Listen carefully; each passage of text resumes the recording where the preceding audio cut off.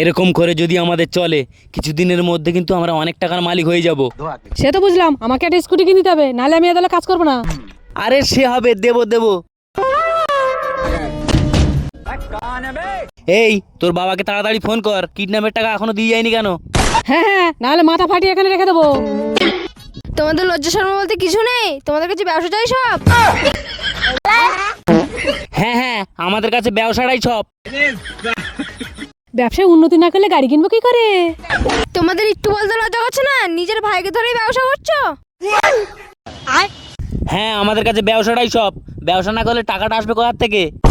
দিদি তুমি একটু বোঝার চেষ্টা করো, আমি তোমার ভাই না? ভাইটা কি, নইলে ব্যবসায় উন্নতি করবো কি করে? ও তাই? আমাকে যেমন কিডন্যাপ করে আছিস তেমন টাকা দে, নাহলে এখানেই গুলি করে মেরে ফেল দেবো। আমি তো দাদা রে, আমি তো দিদি রে, আমাদেরকে ক্ষমা করে দে। আমাদেরকে ক্ষমা করে দে। ব্যবসায় কোনো ক্ষমা নেই।